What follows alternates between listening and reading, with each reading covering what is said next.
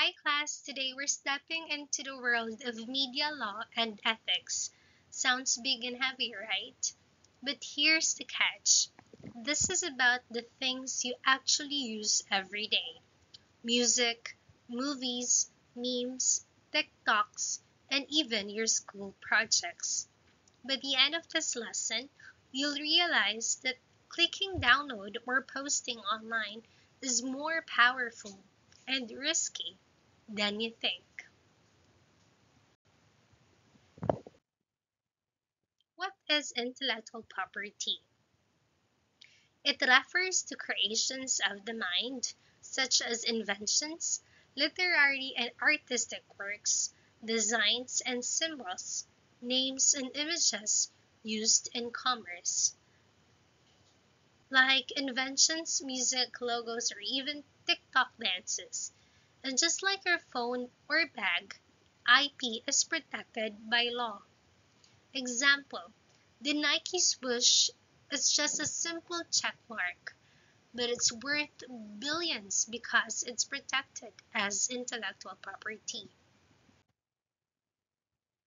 Intellectual property is protected in law. IP is protected in law by, for example, patents, copyright, and trademarks, which enable people to earn recognition or financial benefit from what they invent or create. By striking the right balance between the interests of innovators and the wider public interest, the IP system aims to foster an environment in which creativity and innovation can flourish.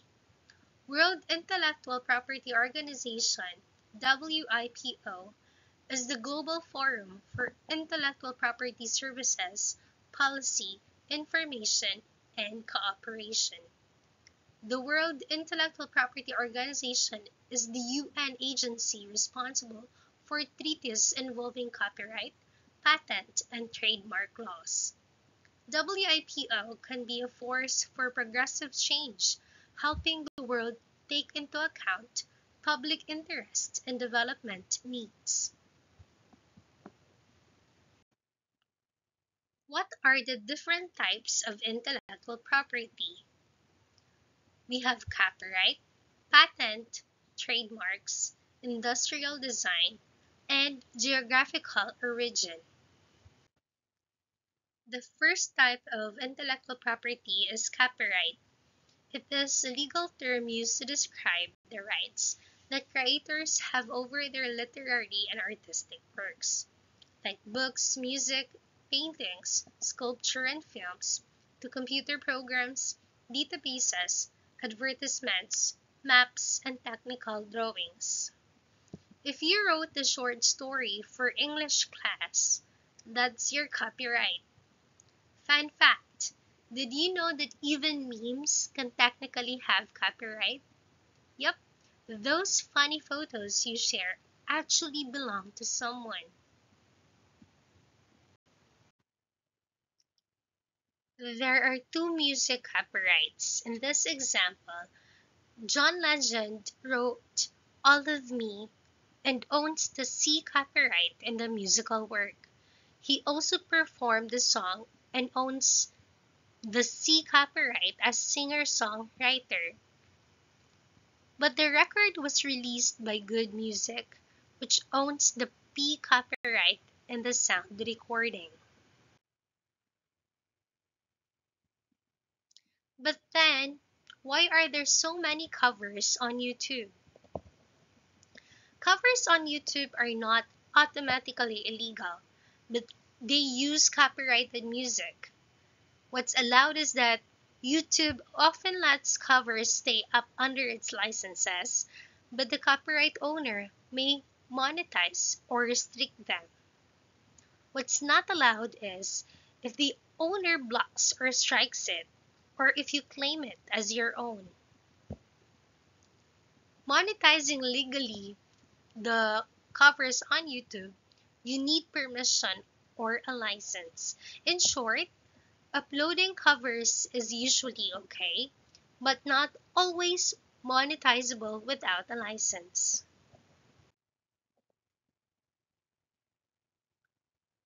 Second type of intellectual property is patent.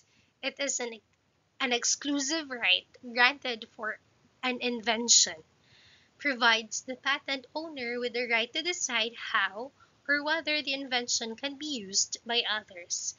In exchange for this right, the patent owner makes technical information about the invention publicly available in the published patent document.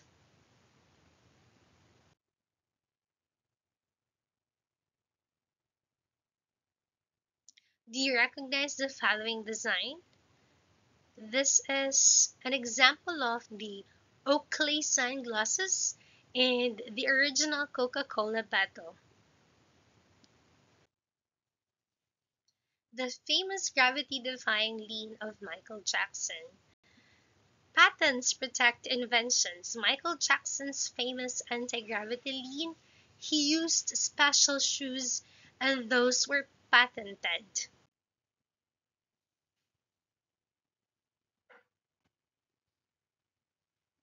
The shoes that made Michael Jackson's anti-gravity lean possible. So when you invent something cool, like a phone that never runs out of battery, wishful thinking, right? You patent it so no one else can claim it as theirs.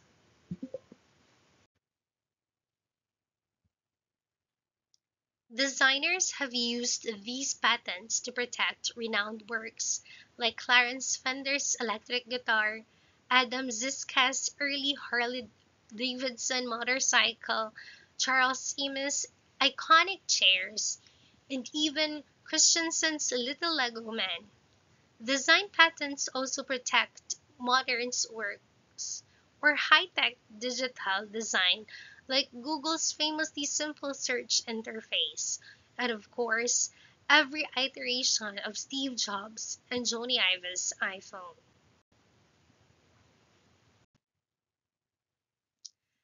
Third type of intellectual property is trademarks. It is a sign capable of distinguishing the goods or services of one enterprise from those of other enterprises. Trademarks date back to ancient times when craftsmen used to put their signature or mark on their products. TM means the owner of the mark has common law rights, even though the mark has not been registered, while the R, on the other hand, is only used for marks that have been granted registration.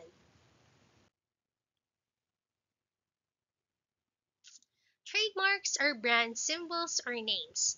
Think of McDo, I'm loving it, Starbucks coffee, Jollibee, Nike, or Coca-Cola. Their logos are trademarks. Trademark infringement. Infringement refers to the violation of a law or a right. Trademark infringement happens when someone tries to copy it.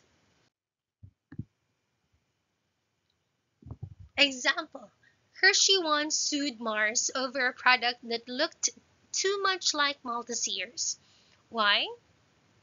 Because branding is big money.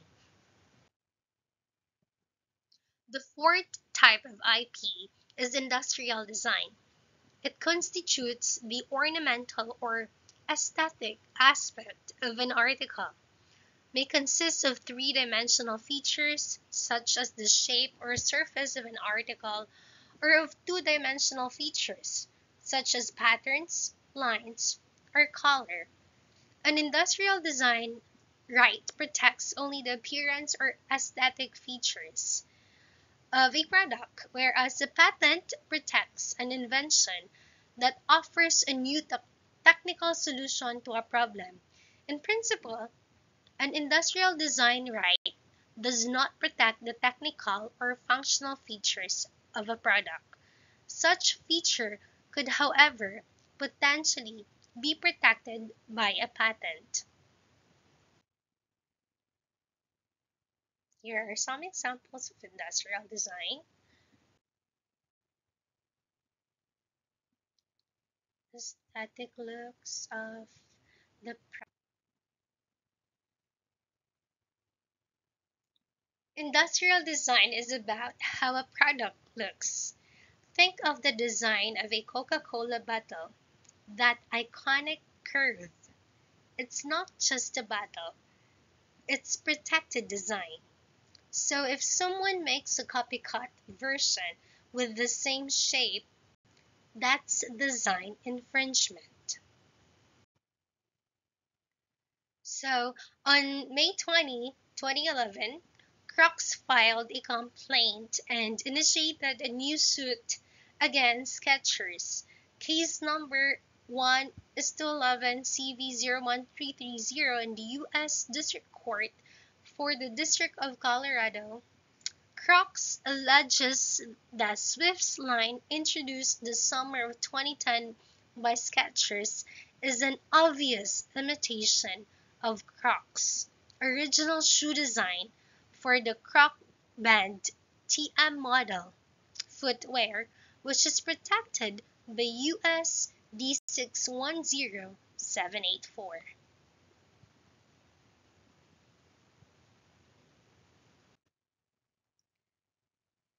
The last type of intellectual property, and this one's interesting, is geographical indications and appellations of origin. These are signs used on goods that have a specific geographical origin and possess qualities, a reputation, or characteristics that are essentially attributable to that place of origin. Most commonly includes the name of the place of origin of the goods. Some products are protected based on where they come from. For example, champagne can only come from France. If you make sparkling wine in the Philippines, you can't call it champagne.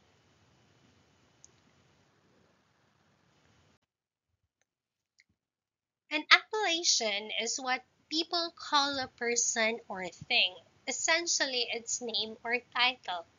It's like Davao Durian.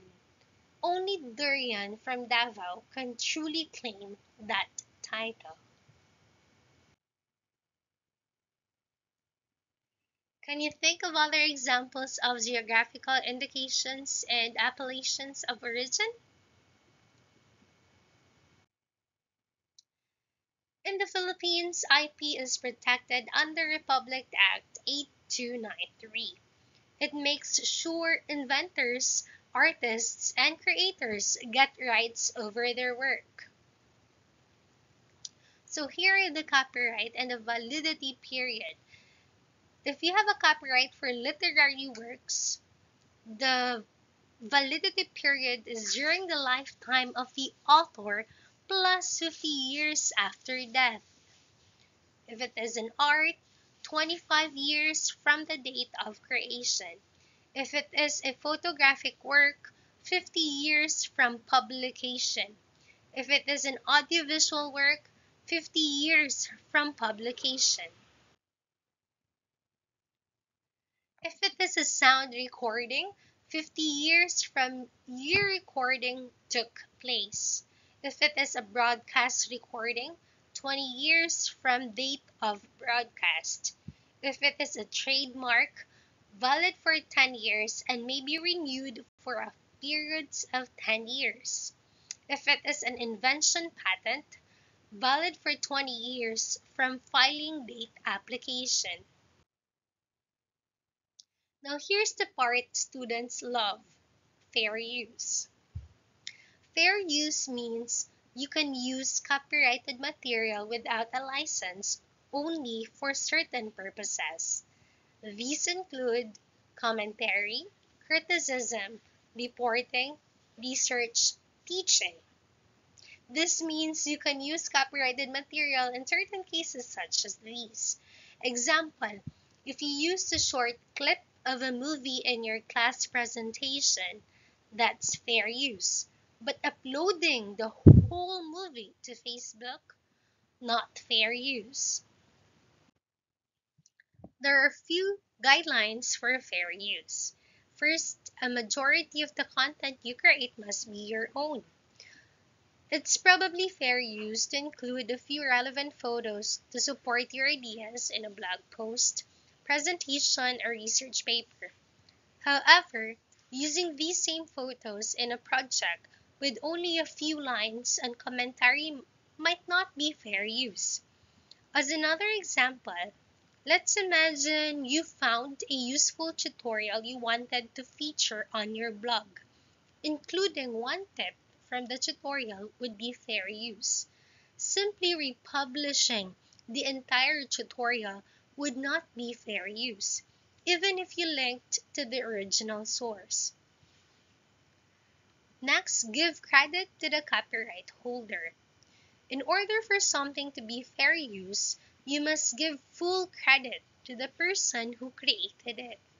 This includes the creator's name, as well as other information that will help people find the original work or source. For example, if you adapt a recipe that was originally published on a cooking website, you should include a link to the original page. And lastly, don't make money off of the copyrighted work. In general, it's much easier to claim fair use when you're using the copyrighted material for non-commercial purposes. While posting images of your favorite TV shows and adding funny captions and commentary might be considered fair use, selling these images on t-shirts would not be fair use. We have Creative Commons. Creative Commons is a game changer. It is an American nonprofit organization devoted to expanding the range of creative works available for others to build upon legally and to share. The organization has released several copyright licenses known as Creative Commons licenses free of charge to the public. It allows creators, to share their work for free, but with conditions, of course. For example, you can use someone's photo as long as you give credit. Think of it like borrowed content, but with permission. There are four main rules for Creative Commons attribution. You must credit the creator. Non-commercial, you can't make a profit.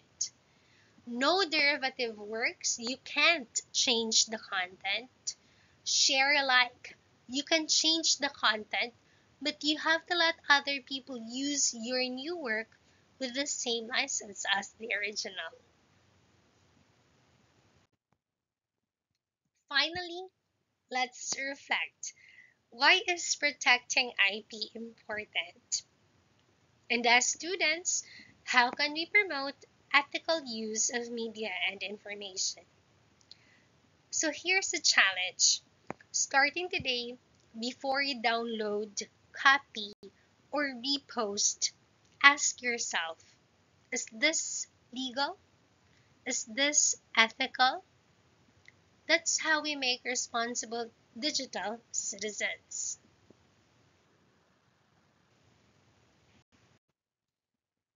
All right, that is it. Thank you for listening. See you on the next one. Bye for now.